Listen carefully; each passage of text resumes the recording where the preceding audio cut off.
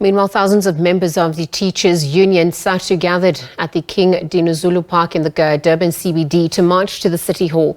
The issues highlighted related to schools which have not got their annual budget allocation from the KwaZulu-Natal Education Department. They're also demanding that the department pay the 1.5% wage increase that was agreed upon. So some teachers who have asked to remain anonymous say the provincial department is in shambles. They claim that some classes have 80 learners or no teachers for certain classes. So for more on this, we're going to be joined via Teams by Nomarashiya Caluza, who is a KZN South African Democratic Teachers Union Provincial Secretary. Nomarashiya, good afternoon. Thank you for your time with us here on the SABC. Good afternoon and thanks for hosting us. For those who've just tuned in and need context, perhaps you could give us the reasons behind the march today. Thank you. Today we had a very successful march, and it's successful because of the number of people who came out. But the main issues that are of concern, one is the failure of the department to pay norms and standards of finance allocations to schools, which has been something that has taken place for quite some long, resulting in principals having to run schools from their own pockets. Also, the failure of the department to fill vacancies, including post-level 1 vacancies that the department has not been filled, meaning that as we prepare for the exams, not all schools have been operating with the full complement of the staff. The department has failed to pay the pay progression, which was supposed to be paid in July, but also we have issues of grade R teachers that have not been converted into permanency. Even their stipends that they receive have not been adjusted. We all know that last year the MEC promised to convert or absorb about 500 grade R practitioners so that they can access the benefits and be employed like all other educators, but it has not happened. So it is very concerning because the state of education in the province is going down. Also, the issue of safety and security in schools, we have seen since the beginning of the year in many areas where teachers have been attacked in schools where they are working with by people who come with guns and they demand teachers to withdraw money or to use the speed point that these criminals bring. Also, we've seen everything that has not been going well, which includes the resources that the department is supposed to be giving to schools, the use of the 30% for other, and the withdrawal unilaterally so of the function C of Section 21 from schools that are supposed to be controlling their own allocation, but the department has decided to just take that away. Well, Nomarashiya, thank you for that context. Lucy gave a briefing earlier on highlighting the state of readiness ahead of exams, and they are ready. So at this point, given what you're alluding to, I mean, how have the schools been operating given the lack of budget allocation, given the lack of that 1.5% wage increase, the lack of filled vacancies, even the security that you've alluded to? Yes, of course, teachers are committed in their work and they only rely on their union to continue engaging the department.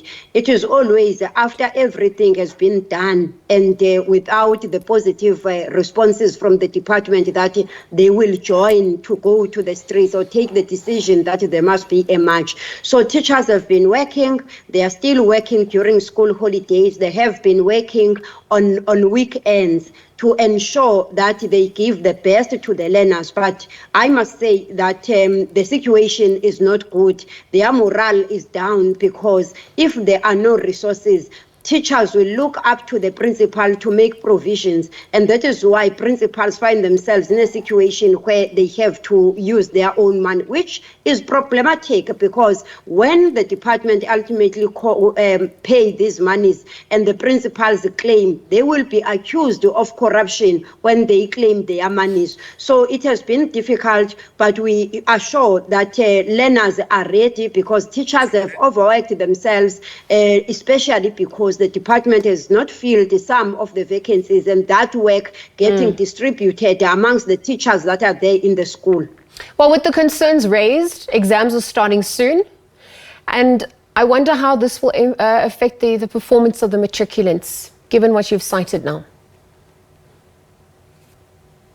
We are also worried because I must say, because other people have been asking to say, why are we having a march at this critical time, forgetting that the teachers have been working and the hours they spent today are nothing to the hours they have worked without any compensation from the beginning of the year. But of importance, this march is also trying to protect the very same examination. If I can share with you, the exams department building in the Department of Education is here in the city center, the building called Malgate. As we speak, for 3 weeks now, there is no electricity in that building. So it is also a concern to us to say, come, as we are counting down to the examinations, what will happen if that very same building that will be managing and keeping papers and all that has no electricity? As we speak, workers can't move there. We were told that there's no electricity and the municipality decided to shut down the building or to put off the lights. Yes. At this point, as we speak, you've cited that the numbers that turned out for the march were successful. What was the actual success of the march? Because we're trying to understand also the outcome of the march for SADTU, but also for the department, the education department at large. Help us understand that. Yes. The success of a march for us, firstly, it is to have members attending the march, because if you have thousands and thousands like it happened today, it means the issues that we are raising and the issues that we're presenting through the memorandum of demands are issues that are practically affecting teaching and learning, issues that are affecting these teachers, and that is why they came all out to ensure that the city of Durban comes to a standstill. But also of importance, because the march is not about talking to ourselves, it is about talking to the public, it is about presenting the memorandum to the government. So the office of the premier was there, the MEC for finance also sent the HOD, we also had the Department of Education in the province, the MEC and the HOD. We presented this memorandum when we gave them clear time frames to say within 14 days these things must have been addressed, and we are excited for now that at least the MEC, who was identified as the spokesperson for all these departments, she made a promise that before the 14th day, which will be the 27th of October, they would have come back to us to make presentation of the plan and how they are planning to address all these matters. There are, of course, urgent matters that must be addressed as of now, the payment of norms and standards. Well, given the urgency of the matter, what will happen if that 27th of October, the 14-day deadline, is not adhered to from a union's perspective? Yes, that will be disappointing if the department cannot take this march serious, because we're a union that operates according to the decisions. It's not something that I can just here say this will be the next step, but I know that when we took this decision and when we're preparing for this march, the leadership said, let's give them 14 days. Failure to respond to these issues, we will be forced to take other steps, including the work to rule. And it may be escalated to a situation where we just declare that education has collapsed in the province of KwaZulu-Natal. Therefore, other means are expected to be employed to ensure that we restore the department, we restore education. Nomarashiya, I have to wrap up.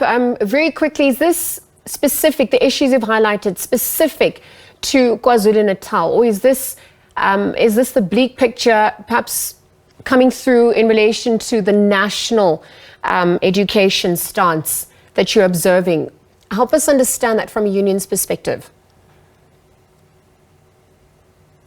Yes, when we engage the department before the march, all the time we confront them with these challenges. they will be telling us about issues of the budget cuts.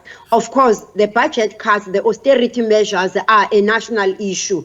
But then we believe that the provincial department and government have a responsibility of prioritizing education, because education remains the basic human right. So it is important that they refocus and reconsider their programs so as to ensure that at least they prioritize teaching and learning and make everything possible for teaching and learning to take place without disruption. So all, in as much as the austerity measures are a national feature, but how the departments respond, these problems that we are talking about are the problems of KwaZulu-Natal. Other provinces, they have developed means and ways of ensuring that they are able to survive. Schools are supported even if there are these budget cuts.